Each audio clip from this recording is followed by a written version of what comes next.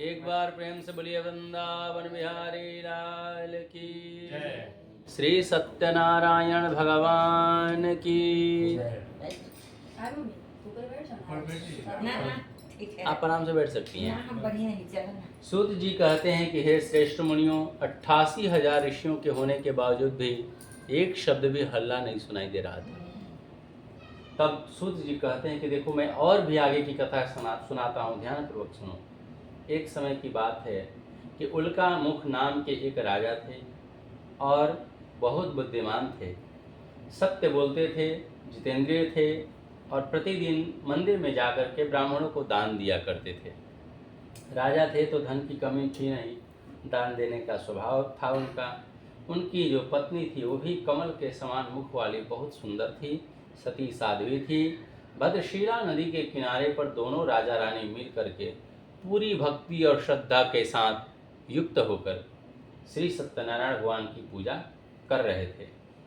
तब तक क्या हुआ कि एक व्यापार करने वाला व्यापारी कहीं से आया और आ करके देखा कि राजा और रानी दोनों व्रत कर रहे हैं। क्या कर रहे हैं ये पता उनको नहीं था, बस इतना पता था कि कुछ पूजा कर रहे हैं। परिणाम वो मिलाने लगा, सोचने लगा, व्यापारी था कि राजा रानी हैं, इनके पास तो अपार संपत्ति है, संसार का सब खजाना है, और उसके बाद भी पूजा पाठ कर रहे हैं। पूजा तो तब किया जाता है जब विपत्ति आ जाए, परेशानी आ जाए, दुख आ जाए, कष्ट आ जाए, तब भगवान को याद किया जाता है। यही फार्मूला है हमारे समाज का। जब तक सुख चैन में है तब तो भाई कार में घूमिए, रेस्टोरेंट में घूमिए, होटल में घूमिए, बीच पर जाइए, गोवा में जाइए। जब तक बढ़िया समय चल रहा है तब तक कहाँ भगवान की याद आती है? दुख पड़ता है तब याद आती है। और ये राजा रानी के पास सब कुछ भरा पड़ा है, फिर भी ये पूजा पाठ कर रहे हैं। ये बात उसको बर्दाश्त नहीं हुई, तो जा करके पूछ दिया हिम्मत जुटाकर राजा से, हे राजन, आप दोनों भक्ति युक्त चित्त से श्रद्धा युक्त होकर के पूरे भाव में ये क्या कर रहे हैं, और इन सभी चीज़ों को करने से मिलता क्या है? राजा ने कहा कि देखो, तुम बनिया हो, क्योंकि उसका नाम साधु था और था बनिया। उल्टा होता है ना कभी कभी, तो उसी प्रकार से स्वभाव से कोई मतलब नाम का कोई मैच नहीं था। राजा ने कहा कि देखो, ये श्री सत्यनारायण भगवान का व्रत हम दोनों पति पत्नी मिल करके कर रहे हैं, और लाभ की बात जो पूछ रहे हो, तो लाभ कितना है? जीवन का तो परम लाभ यही है कि तुम सत्यनारायण भगवान का व्रत करो, यही जीवन का परम लाभ है, पहला। दूसरा, तुम्हारी भाषा में समझाना चाहता हूँ, जो लाभ खोज रहे हो, जिसके घर में संतान नहीं है, इस व्रत के कर लेने से संतान की प्राप्ति होती है। जो कोई युद्ध में कहीं जा रहा है और भगवान की पूजा करके जाएगा तो उसे युद्ध में निश्चित विजय प्राप्त होगी। कोई जेल खाने में गया है, तुम पूजा करोगे तो जेल खाने से छूट करके आ जाएगा। इतना ही नहीं, कितना मैं गिनाऊं, भगवान की कृपा का कोई अंत नहीं है। इसलिए जो भी मन में मनोकामना लेकर के तुम सत्यनारायण भगवान का व्रत करोगे, निश्चित ही उस मनोकामना की पूर्ति हो जाएगी। ये सत्यनारायण भगवान के पूजा का लाभ है। इसलिए श्री सत्यनारायण भगवान का व्रत करना चाहिए। इतना समझाया तो साधु को समझ में आ गया, क्योंकि उसके मन लायक बात राजा ने कह दिया। क्यों? क्योंकि उसके पास संतान नहीं थी और उसने सोचा कि संतान की प्राप्ति इस व्रत से हो जाएगी, ये तो मेरे लायक व्रत है। उसको इतना ही सुनना था, अपने काम की बात सुना और तुरंत घर पर जा कर के अपनी पत्नी को समाचार सुनाया।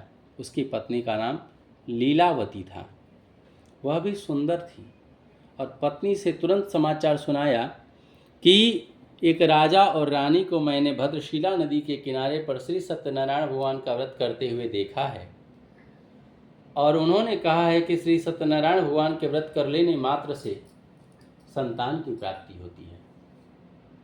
लीलावती तुरंत तैयार हो गई और उन्होंने कहा कि चलो दोनों मिलकर सत्यनारायण भगवान का पूजा अभी करते हैं, क्योंकि धन की कमी तो है नहीं। लेकिन साधु ने कहा कि देखो, अभी नहीं, जब हमारे घर में संतान की प्राप्ति हो जाएगी तब मैं श्री सत्यनारायण भगवान का व्रत करूँगा। बहुत सारे लोग नहीं कहते हैं कि भगवान हमको बुलाएंगे तब ना हम दर्शन करने के लिए जाएंगे, है ना, क्योंकि भगवान बुला ही नहीं रहे हैं उनको। ये उनको नहीं पता कि हम तैयारी करेंगे तब बुलाएंगे भगवान।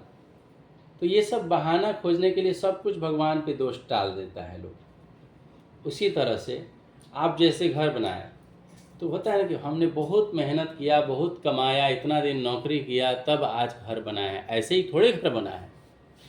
तो अपनी उपलब्धि गिनाता है आदमी कि अरे मैं बहुत मेहनती था, मैं पावरफुल था, मैं योग्य था, तब इतना बड़ा अचीवमेंट हासिल किया। और जब विपत्ति आ जाती है और विवेक काम नहीं करता है, रिलेशन वाले धोखा देते हैं और आपको आन पड़ती है ज़रूरत पैसों की, और अपना भाई और परिवार के लोग भी जब मुंह मोड़ने लगते हैं, तब क्या बोलते हैं? उस समय बोलते हैं कि भगवान पता नहीं कहाँ सोए हुए हैं, भगवान हमारे ऊपर कृपा नहीं करते, भगवान हमको दुख दे दिए हैं। उस समय नहीं कहते कि हमारी काबिलियत के कारण दुख आया है ना। ये मानव का स्वभाव है। इसलिए सच तो यही है कि हम अपने कर्मों का ही परिणाम प्राप्त करते हैं, या वो सुख के रूप में हो या दुख के रूप में हो। उसी तरह से उसने कहा कि पहले हमको रिजल्ट मिलेगा, संतान की प्राप्ति होगी, तभी मैं सत्यनारायण भगवान का व्रत करूँगा। लीलावती बेचारी सहम गई। आजकल की औरतों की तरह नहीं थी कि हठ कर लिया कि हमको ये चाहिए तो चाहिए, आप चाहे जैसे भी लेकर के आइए। तो उन्होंने क्या किया कि सहम गई और ये इंतजार करने लगे समय का।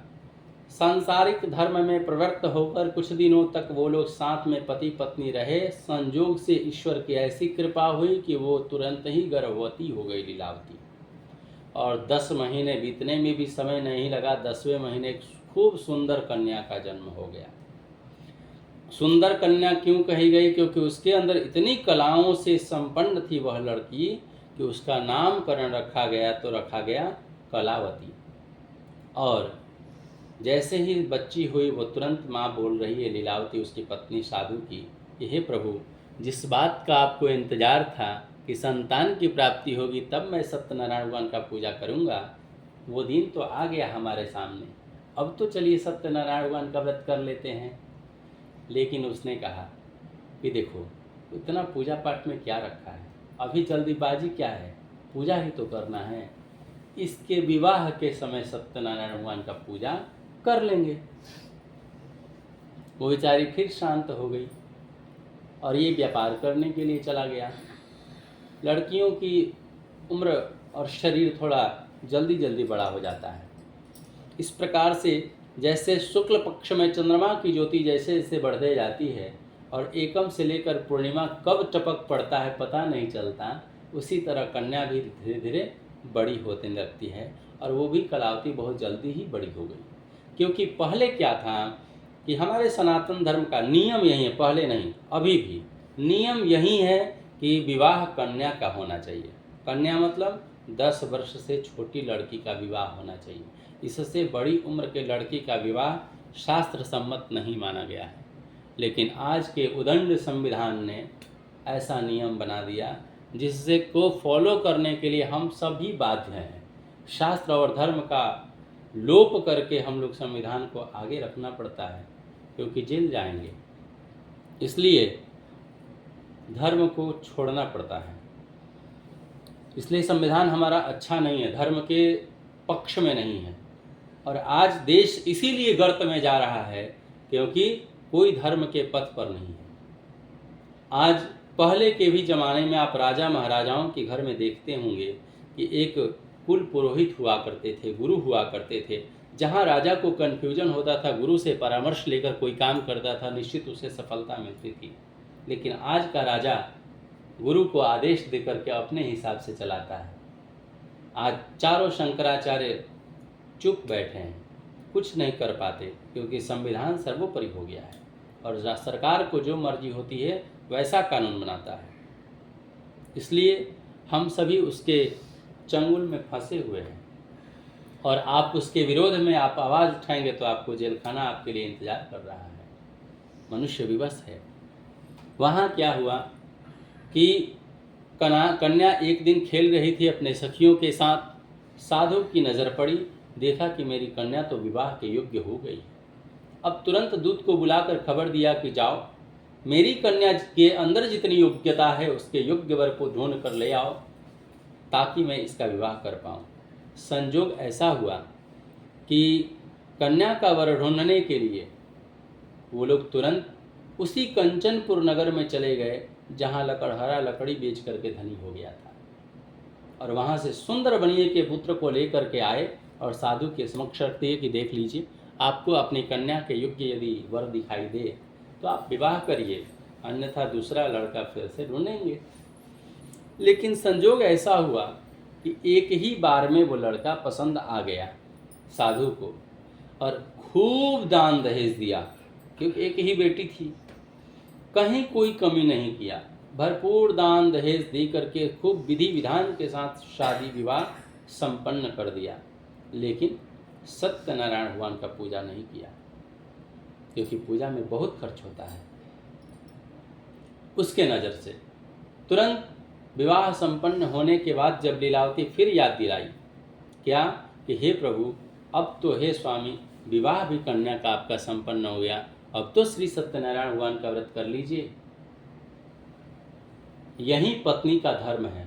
पत्नी मतलब जो व्यक्ति, जो औरत अपने पति को पतन के मार्ग से रोक ले, उसी का नाम पत्नी है। पत्नी मतलब जो पति को कभी पतन की ओर नहीं जाने दे, उसको पत्नी कहते हैं। ये नहीं कि पति दारू पी के आ रहा है हम छोड़ दिए, पति वेश्यालय जा रहा है हम निश्चिंत हैं कि मारेगा, डर के मारे कुछ नहीं बोलेंगे, नहीं, ये पत्नी का काम नहीं है, छोड़ो मत। इसलिए हर प्रकार से, इसीलिए पति को हमेशा सही मार्ग पे रखना ही पत्नी का धर्म है। इसीलिए पत्नी को धर्म पत्नी कहा जाता है। धर्म करने के लिए विवाह होता है हमारे सनातन धर्म में, और हमारे सनातन धर्म को छोड़कर सभी पंथों में स्त्री को केवल भोग्य की वस्तु समझी जाती है। और हमारे सनातन धर्म में स्त्री को देवी कहा जाता है। जैसे ही वो कन्या विवाह होता है देवी बन जाती है। शकुंतला देवी, गीता देवी, रीता देवी, सीता देवी। तो लेकिन किसी भी पुरुष को देवता नहीं कहा जाता है ना, मनोज देवता होता है नहीं।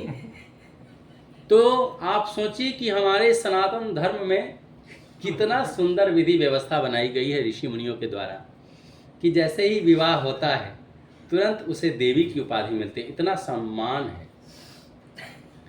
तो अन्य पंथों में इतना सम्मान कहीं नहीं है। जबकि लोग, आजकल की लड़कियों में क्या भावना आ गया है कि हम बराबरी का हैं, लड़की लड़का में कोई अंतर नहीं है। अरे बहुत अंतर है। अंतर कैसे नहीं है? संविधान के से तुलना लोग करते हैं। भगवान ने शुरू से संरक्षण दिया है औरतों को। बच्ची है तो पिता का संरक्षण है, बड़ी होती है तो पुत्र का संरक्षण है, और संरक्षण में मर्यादा में उसका मान सम्मान बहुत बढ़ जाता है। और जो लड़की या औरत को पता चल जाए कि इसका संरक्षण करने वाला कोई नहीं है, तो समाज के सभी कुरीतियाँ उसके ऊपर हावी हो जाती हैं। इस प्रकार से वहाँ पर लीलावती बेचारी फिर सहम गई, और जब बार बार उनको याद दिला रही कि भगवान की पूजा करो, लेकिन वो नहीं किया। अब क्या कह रहा है, तुमको समझ में नहीं आ रहा है, विवाह के दरमियान हमने दहेज में इतना ज़्यादा दान दे दिया है, इतना ज़्यादा खर्च कर दिया है कि अब हमारे पास पैसा नहीं है पूजा पाठ करने के लिए। इस बार तो इतनी स्थिति खराब हो गई है कि हम और दामाद दोनों मिल करके कमा कर आएंगे, तब सत्यनारायण भगवान के पूजा को करेंगे। इस प्रकार से बेचारी फिर सहम गई लीलावती। और जब ये लोग व्यापार करने के लिए चल दिए, भगवान ने भी 3 मौका दिया। पहली बार कन्या होने से पहले, दूसरी कन्या होने के बाद, तीसरा कन्या के विवाह के बाद, तीनों बार भगवान के बातों का नज़रअंदाज करके, वो भी जबकि संकल्प स्वयं किया था कि हमको करना है। इसलिए बार बार नज़रअंदाज करने के कारण भगवान ने श्राप दिया, तेरे ऊपर बहुत भारी दुख पड़ेगा। इतना सुनने के बाद जब ये लोग गए, व्यापार करके कुछ धन इकट्ठा किए थे, किसी स्थान पर इंतजार कर रहे थे, तब क्या हुआ, ठीक से बैठिए, तो क्या हुआ कि उन्होंने कहा कि जिस जगह पर बैठ करके आराम कर रहे थे वैश्य और दामाद, माने साधु और दामाद, संयोग से उस क्षेत्र में राजा के घर में चोरी हो गई। उस राजा का नाम था चंद्रकेतु, और चोर की संख्या भी 2 थी, और इन दोनों बनिया वैश्य दामाद की संख्या भी 2 थी। संयोग से चोर भाग रहे थे, पीछे से दूत पीछा कर रहे थे। जब इनके पास पहुंचे चोर लोग, तो लोगों को लगा कि इसके पास सुरक्षित सामान को रख देते हैं और छिप जाते हैं, फिलहाल बच जाएंगे, और जब ये दूत लोग चले जाएंगे तो सामान तो इससे ले ही लेंगे। चोर आराम से छिप गए, और पीछे से भागते हुए दूतों ने देखा था, इसलिए चेहरा नहीं पहचान पाया। जब इनके समीप राजा के धन को रखा देखा, तो दूतों को लगा कि यही चोर हैं, और पूरे कॉन्फिडेंस से, दृढ़ता से बांध करके लेकर चल दिए, और इन्होंने जो व्यापार में कमाया था धन, उसको भी ले लिया। राजा के पास ले जा करके बोले कि हे साजन, हम 2 चोरों को पकड़ कर ले आए हैं, अब आपकी क्या आज्ञा है। ये लोग गिड़गिड़ाते हुए बोले कि हम चोर नहीं, बनिया हैं। उन्होंने कहा, कौन चोर कहता है कि हम चोर हैं?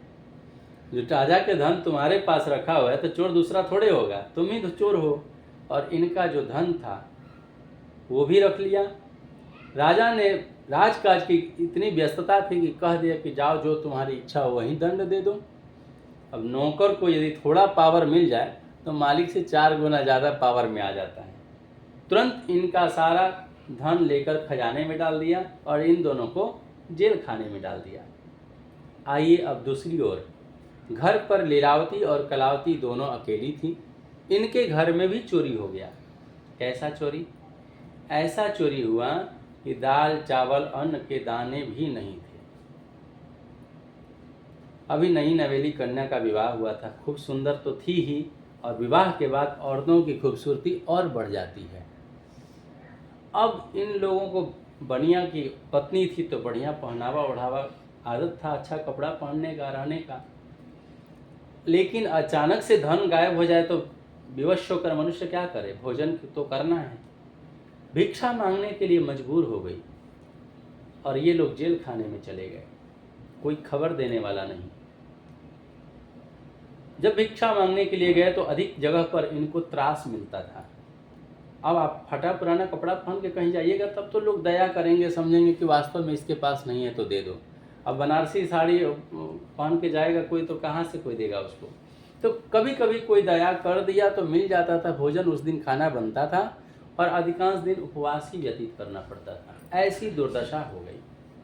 एक दिन भिक्षा मांगने के क्रम में ही कलावती एक ब्राह्मण के घर में चली गई सायंकाल के समय, और उस ब्राह्मण के घर में भगवान का पूजन हो रहा था। बैठ करके कथा सुनी। पंडित जी सुना दिए कि प्रसाद के बिना जाना नहीं है।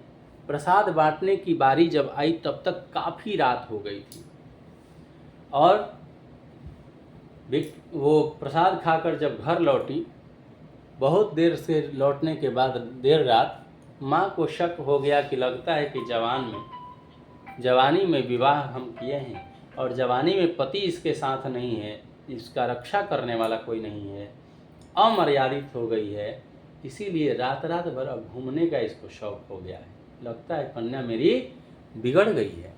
धिक्कारने लगी, ऐ पुत्री, इतनी रात तक तुम कहाँ रही और तेरे मन में क्या विचार चल रहा है। लेकिन जैसी माँ सोच रही थी वैसी कन्या थी नहीं।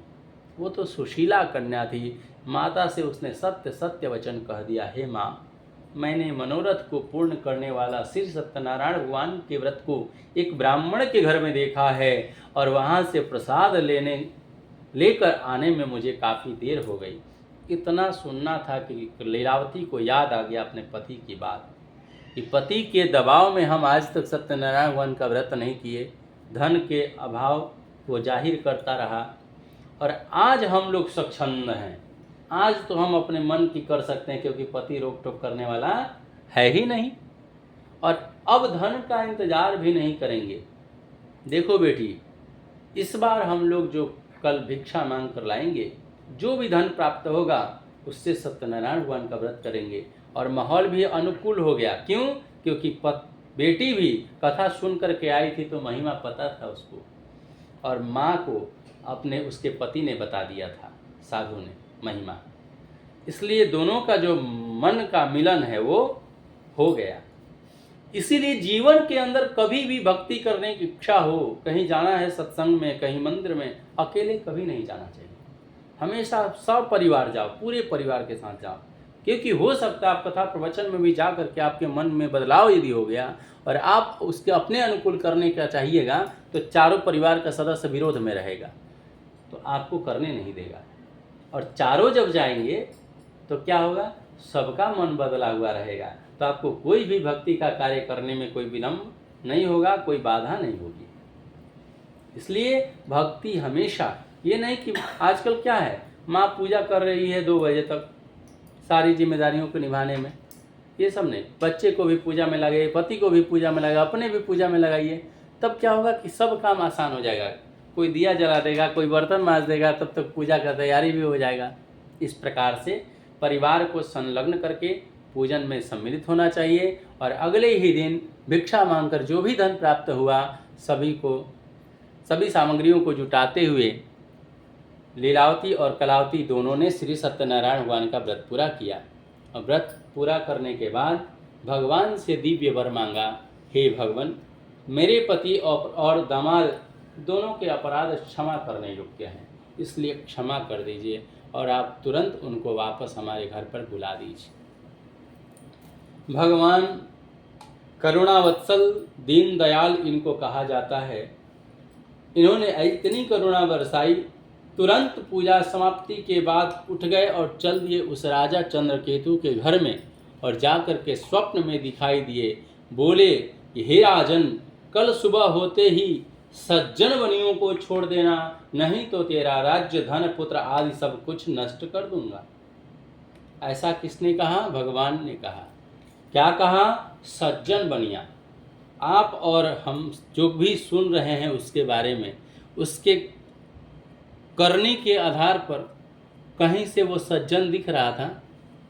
जो व्यक्ति बार बार भगवान का पूजा के लिए कह करके नहीं कर पाए, वो सज्जन है कि दुर्जन है? लेकिन ऐसे दुष्ट मनुष्य को भी भगवान क्या कहते हैं? सज्जन की उपाधि देते हैं कि वो संतान है भगवान। भगवान बहुत हद तक आपकी गलतियों को माफ़ करते हैं। केवल एक बार उनको प्रणाम आप मन से कर देते हैं ना, और भगवान को हम दे ही क्या सकते हैं। आप सोच रहे हैं कि हम 500 रुपये चढ़ा देंगे तो भगवान बड़ी खुश हो जाएंगे, 5000 चढ़ा देंगे तो भगवान बहुत खुश हो जाएंगे। अरे साक्षात धन की देवी लक्ष्मी जिसकी पत्नी है, जिसकी भार्या है, ये धरती माता भगवान की पत्नी है, जिस पर सब कुछ खजाने भरे हुए हैं, जिनकी पत्नी इतनी बड़ी है, उनको हम और आप क्या दे सकते हैं? कुछ नहीं दे सकते। लेकिन कभी कभी जजमान को अहंकार आ जाता है, हमने तो 10,000 दे दिया दान, 20,000 दे दिया, 5,000 दे दिया, इतना में तो बहुत, कभी तो मिला ही नहीं होगा इतना किसी को। ऐसे ऐसे भी बातें सुनने के मन में आ जाता है लोगों का अहंकार। तो इस अहंकार से बचें और भगवान की महिमा को समझें। तो भगवान तुरंत उसके पूजा के प्रभाव से जाकर के रात में स्वप्न में दिखाई दिए और अंतर ध्यान हुए।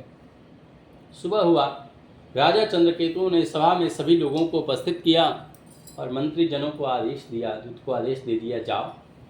सलाह लेने के लिए सबको उपस्थित किया था सभा में, लेकिन सलाह किसी से लिया नहीं और दूत को आदेश दिया डायरेक्ट, जाओ दोनों सज्जन मणियों को छुड़ा कर ले आओ। राजा की आज्ञा पाकर दूत लोग गए, दोनों को बंदी खाने से छुड़ा कर लाए। बहुत दिनों तक जेल में बंद होने के कारण दाढ़ी बाल सब कुछ बढ़ गया था। हजामत आदि बनवाए, स्नान आदि कराकर नया वस्त्र आभूषण प्रदान किए और जितना धन उसका रखे थे खजाना में वो तो दे ही दिए, अपने तरफ से भी राजा उनको बहुत सारा धन दे दिए कि इतने दिनों तक इनकम बंद रहा, इसलिए इसको भरपाई करने के लिए राजा ने दिया। इन लोगों ने मन में सोचा केवल राजा को प्रणाम करें। राजा को प्रणाम किया और विदा मांग लिया, क्योंकि हो सकता है कुछ ज़्यादा बोलेंगे, अर्थ का अनर्थ निकाल कर फिर जेल में न डाल दे, इसलिए जेल का कष्ट वो भोग चुके थे। इतना करने के बाद क्या हुआ कि उन्होंने जो धन राजा ने दिया था उनको, वो धन उनका कमाई का तो था नहीं। तो आप जीवन में कभी भी ऐसा धन प्राप्त हो जो आपके कमाई का नहीं हो, उस पर अपना हक कभी जताना नहीं चाहिए। क्यों? क्योंकि वो धन आपका सर्वनाश कर देगा, क्योंकि वो आपका धन नहीं है। तो आपको करना क्या चाहिए मिले तो सबसे पहले उस धन को शुद्ध करना पड़ता है, और धन को शुद्ध करने के लिए दान करना पड़ता है। दान करने से वो धन शुद्ध हो जाता है। और मन को शुद्ध करने के लिए भगवान का कीर्तन करना होता है, भगवान की कथा सुननी होती है, कथा का लीला का गुणगान करना होता है, तब मन शुद्ध होता है। और तन, साबुन शैम्पू लगाकर बढ़िया से नहा लीजिए तो ये शुद्ध हो जाता है तन। गंगा आदि नदियों में पवित्र हो जाता है तन। तन, मन और धन तीनों को शुद्ध करके तब पूजा में सम्मिलित होना चाहिए मनुष्य को, तब उस पूजा का पूर्णतः लाभ प्राप्त होता है। इस प्रकार से उनको नया वस्त्राभूषण देकर इन लोगों ने भगवान को प्रणाम किया और राजा से विदा मांगा और अपने गंतव्य स्थान के लिए प्रस्थान किए, अपने अपने घर के लिए चल दिए। बोलिए श्री सत्यनारायण भगवान की, वृंदावन बिहारी लाल की।